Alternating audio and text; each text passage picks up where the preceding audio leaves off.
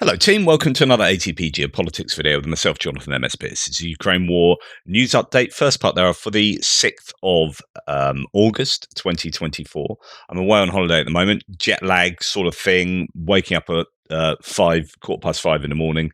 I thought, yeah, probably is the only time I'm going to get a chance to do this today, so I might as well get this done while the sun is rising. Uh, the output for my videos is going to be massively inconsistent, but nonetheless, here I am today. I have a different microphone set up. It's through my headset, so I will sound different. Let me know if there are any issues your end. I have sort of 2 days worth of stats to give you because yesterday I did a pre-record such that the stats hadn't come out yet. So I'll whisk through yesterday's stats before whisking through today's stats. We'll start with the Ukrainian general staff figures for the Russian losses for the deadfall, all the usual caveats apply, of course. So this is for the 5th of August. 1,180 personnel lost. That's pretty much what we've come to expect at the moment. 6 tanks, a little bit below daily average. 31 armored personnel vehicles above the daily average. 69 artillery systems, at least 3 times the daily average. So that's a really significant number there. 68 vehicles and fuel tanks and 3 pieces of special equipment. If you can hear people in the room making sounds of the morning, that's because there's 3 other people in this room. Okay, so that's a pretty challenging day for the Russians. I think it shows that they are still attacking hard. 31 armored personnel vehicles lost is high, and 6 tanks means that I think they're still attacking all along the front line as you normally in all the places you'd normally expect them to.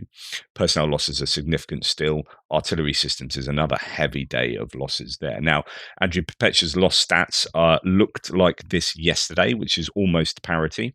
A difference being that the Russians have a plane, a Su-34 on there, which obviously will take all of the Ukrainian losses and some in terms of value. We'll start with the Ukrainians. So they've lost some surveillance and comms equipment, boats, M777 howitzer. Of the 4 IFVs, 3 of them were Bradleys, 3 abandoned Bradleys. That is definitely a challenge for the Ukrainians. We have Stryker, Humvee, Senator, Humvee, M113. So it's 100% the APCs that are lost, 4 out of 5 destroyed and abandoned. So that's fairly challenging.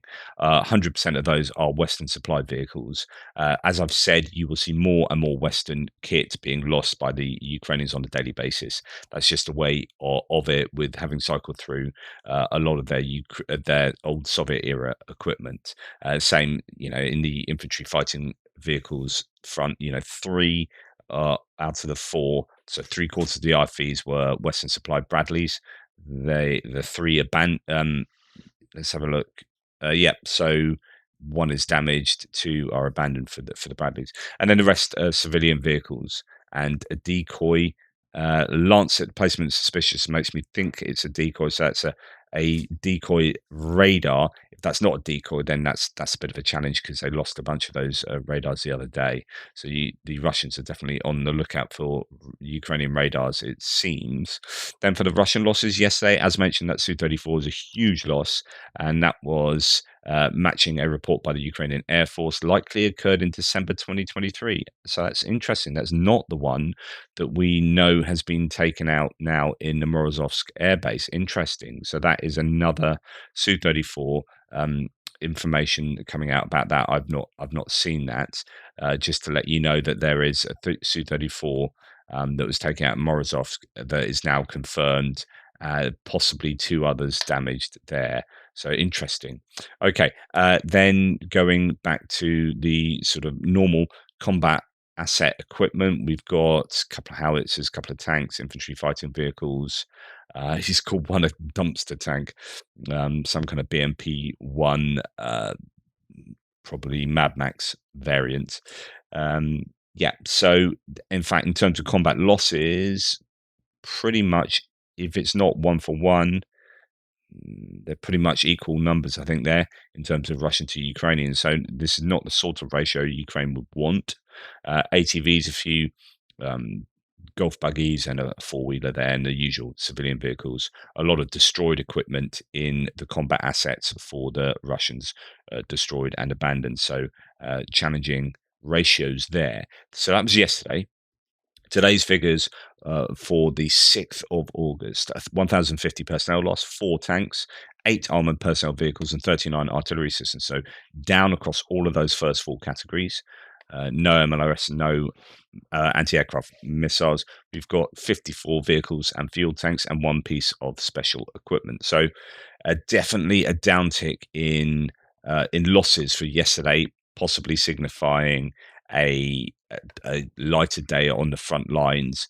I'm not 100% sure. I'm one of the things that I will be struggling to do is my mapping while away. So I don't know how I'm going to manage that, and obviously that gives me a sense of how much activity is taking place in any given place on the front line, and so I'm not going to be able to join up the jigsaw as much as I normally would do. Apologies for that. But as you can see from the stats, certainly a quieter day than the day before. Still, losing 39 artillery systems and 54 vehicles and fuel tanks and 1,050 personnel is not what you want to be doing if you are Russia. And then the loss list from Andrew Perpetua is back to a ratio that the Ukrainians would want. Depends, of course, what the losses are. So we'll look at that just intuitively. That's about 3-to-1 loss ratio. If we look at the combat assets, these ones up there, it's probably 1.5 to 1 in Ukraine's favour, so not quite as much as they would like there. But yeah, okay, we'll look at the actual equipment they've lost. So electronic warfare equipment, some comms stuff, some more radars, AN/TPQ 48 and 36 there. They are losing way too many radars at the moment. Surveillance and comms equipment, Plaston RP3000. You can go look that up, but this is going to hurt if they lose them at the rates that they are losing them at the moment. So recovery, and I don't know whether these are FPV drones, so these aren't ones that are being struck a long way behind the front line, of course. Okay, recovery vehicle, Berger Panzer 2 or no, Vicent 2. He hasn't identified which one of those two it is. So that is possibly the first one of either of those I've seen on the loss list. I'm not 100% sure though. Artillery systems, you've got an AHS Crab hit, but look at this, Lancet. So again, Lancet, those medium range attack drones are really having an effect on Ukrainian, in this case, artillery here. AHS Crab D30 and another howitzer taken out by Lancet. Got a Leopard 105 destroyed by a Lancet. I presume that's a different one to the one we saw the other day, where I showed you some of the visual evidence of that. You've got another 2 Bradleys, 2 out of the 3 of the infantry fighting vehicles of Bradleys there. One was previously known to be abandoned, and now but damaged again by night vision drone. So that's one that's probably already been logged, and then another one hit by night vision drone, so on and so forth. So those are the Ukrainian losses. We come up to the Russian losses, and we have surveillance and comms equipment, rather like the Ukrainians, and we have a radar, a Zupart 1M. So this, we've got evidence of this. It says damaged there. This is the Zupart claimed to be destroyed here. Hey, let's have some music interruption while I'm on holiday. Of course that's going to happen. Of course it's going to happen. So that's damaged by a HIMARS. The extent of the damage somewhat unknown, maybe there, but that is claimed to have been destroyed by PS01. Andrew possibly has that same Zupart there. Precision guided munition, extent of damage is unclear, could be destroyed, even minor damage could cripple it for months. I mean, these are very delicate pieces of kit. So the Zupart 1, the Zupart is, what is it, hundreds of millions of dollars worth of kit. That is a massive loss for the Russians there, and they've not for the first time either. They've cycled through a number of those bits of kit. Then we have usual variants of tanks there, one with mine roller, 2 with mine rollers actually, and then some infantry fighting vehicles, probably BMPs and a BTR, and some other bits of kit, and then down to an awful lot of trucks and civilian vehicles. Most of the civilian vehicles destroyed, almost all the trucks damaged as opposed to destroyed, hit by night vision drones. It could be because it's too difficult to tell with night vision drones the extent of the damage, or it could, either way, the Russians have lost a lot of logistics equipment there, and yeah, I'd probably say that that is a day that's better for the Ukrainians, given that, especially you've got that Zupot radar on the list. Okay, so I showed you the Zupot radar. You can go and check that out. Link will be in the description below. We have now confirmation of at least some of the damage to the Morozov air base. The Ukrainian GU has released new post-strike satellite imagery there. So we have got one Su-34 that's been taken out, and likely at least another two Su-34s as well, seen below the charred hulk of the Su-34. And then we have here the likely damage to the other to two other Su-34s, pair of nearby drone impacts. So it's likely that they are in some way impaired, and then damage to other areas of the airbase. You also have the as I've shown you before, the vaporized ammunition facility. And in fact, there's photo imagery from there. In fact, I think I've got that coming, haven't I? Yeah. So just to look at other claims here, this is PS01, destroy Su-34, a warehouse of BC, details of cotton at the airfield, so explosion, satellite intelligence data from the 3rd of August shows Su-34 fighter bomb was destroyed as a result of fire damage on the military airfield. Two more Russian planes at the same time were probably damaged by debris. Near the sides were recorded explosions. The enemy's aviation arsenal was completely destroyed from the secondary detonation of Russian ammunition. Large amounts of burnt ground can be seen on the territory of the airfield and around it. So some of the infrastructure obviously suffering. So some of the photos that have come out from the ground now of the strike to the ammunition storage there shows that there's quite a few the OTG on the ground. I presume that means footage. It shows the types of ammunition that were taken out. FAB 500s, ODAB 500s, Cub 500s, Cub 1500s, R73 air-to-air missiles. That's going to be useful for them to have been taken out. So, at least an awful lot of equipment was destroyed in the striking of that airbase. So, like I've said before, yep, take out the airplanes. Of course, they can't fire the missiles, but take out the missiles, and there's no point even flying the airplanes. So, either or.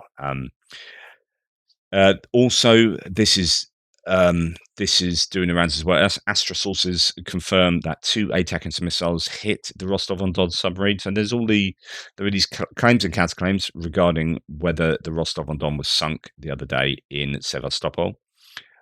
It was moored at the 13th ship repair plant. Another missile hit the S-400 air defense system near Flotskoye village. I talked about that the other day, but it seems like there's more more evidence to suggest that the Rostov really was struck and probably is sunk. Okay. Now on to distant strikes. And again, we have 2 days worth of data on this. So from yesterday, this is from the night going from the 4th to the 5th. A good night for Ukraine and its people with no missile attack by Russia 2 nights ago. All 24 of their drones were shot down by air defense. So it was a fairly sizable attack of a drone attack there, but all 24 were taken down. Last night was more challenging. So overnight news says Tim White here. I was correct last night in writing that 4 ballistic missiles were fired at Kiev and the region. 2 were not intercepted. Air defense shot down 2 KH-59s as well, as 2 of the ballistic missiles, and 15 out of 16 attack drones were shot down. So good interception rate on the drones, but there are a couple of ballistic missiles that would have done some damage, and I think that is to Kiev itself. As well, there's Mykolaiv has been targeted as well overnight. So let's just rewind a little bit. Actually, we're going to talk about this. Lots of people are talking about this. This is doing the rounds. I think it's based on the Forbes article by David Axe. Ukraine had a chance to destroy dozens of Russian warplanes, but the US forbade it to use ATACMS missiles. According to the publication, in early summer, the Russian Air Force's 47th Guards Bomber Aviation Regiment openly deployed dozens of Su-34s from Malshevo Air Base in Voronezh, which is within range of ATACMS. Second half of June, amid discussions about the use of Western weapons by Ukraine, Russia moved the aircraft. Quote, if the White House ever grants permission for ATACMS raids on Russian bases, it might be too late. The most valuable targets may be too far away, according to the article. The Su-34s are the carriers of Cubs, which currently remain the biggest threat to the combat zone and in the frontline areas. So this is the idea, which we all knew, that Russia would move their airplanes if they were threatened. And of course, the whole discussion about can they, can't they, with regard to the ATACMS missiles. The Russians were like, well, you can have that argument for as long as you like, but we're moving the planes. And of course, had the Ukrainians been able to just fire those ATACMS originally at those air bases, they would have taken out potentially dozens and dozens of planes. But now that's not the case, and it might not be possible to strike those with ATACMS anymore. Okay, so Kharkiv was hit yesterday. This isn't from today. Big fire was seen at Turboatom. It's one of the world's largest turbine building businesses. Flames are in this cooling tower, but that has apparently not been used for 20 years. So possibly the silver lining there is that the hit might not have been particularly problematic. There is some footage coming out of strikes in Kiev. So there is an impact site in Kiev. Someone published on social media, picked up by Telegram channels. It's not known if it's falling debris or direct missile hit. Of course, as mentioned, 2 ballistic missiles have got through. One drone somewhere in Ukraine. Then breaking news from Kharkiv: Russia's hit the center of the city and damaged another hospital within the last 40 minutes, said Tim White. What was that, August the 6th? So that was, that was earlier today. Not much else is known so far, except that at least 2 people are feared to be trapped under rubble. So strikes on Kharkiv that we haven't seen for some time, since the S-300 launchers were taken out. It's been a lot better for the residents of Kharkiv, but Russia still now focusing on there as well. There are 2 missiles in Kiev region overnight, plus downed wreckage, says Tim White. But so far, the authorities have only released images from one site, a big crater. In addition to this, there's also been damage to an apartment block, 2 gas stations, and multi-story office building. That likely be with the debris from downed missiles and or drones. So big crater there. I don't know if that's them, releasing the information on one of the unsuccessful strikes, or that could be one of the missiles that wasn't shot down but just landed in a place that wasn't high value for the Russians. Just don't know at the moment. First images from Kharkiv, where Iskander ballistic missiles are smashed into the city centre earlier. So that's what I was just talking about. 2 people suffered injuries, 3 were treated for acute reaction to stress, but it could have been much worse. So there is a footage coming out of damage to Kharkiv, ballistic missiles slamming into some buildings there. By the looks of it, I wonder whether that's going to be S-300s being used again. There was a report recently that they'd shot an S-300 into Kharkiv, so they might have brought some air defense systems back into the area to continue those ground mode attacks onto Kharkiv. And then Russia has claimed, and this is fairly big news because I think it's in line with a potential Ukrainian attack, not potentially, there's video evidence of it happening, of a Ukrainian attack into Kursk region. So going up north, but attacking further to the west along that Ukrainian-Russian border than, say, the Kharkiv offensive from the Russians. Russia's claimed 26 drones were shot down in Kursk region. The governor releases photos of damaged buildings in Sudzha, a village about 8 kilometers from the border. He said 5 people were injured. This strengthens claims of a Ukrainian advance. So we'll come to this. Kursk Oblast in Russia was rocked by overnight drone attacks. Russian authorities claimed that allegedly their air defense systems intercepted all 26 drones. Ukraine intercepted 26 drones. Often they claim all of them. That's out of place. So that's again, no reports talking about the David Axe Forbes article with regard to the missed opportunity to strike 160 kilometers over the border into an airbase, and unfortunately, that opportunity is now dissipated.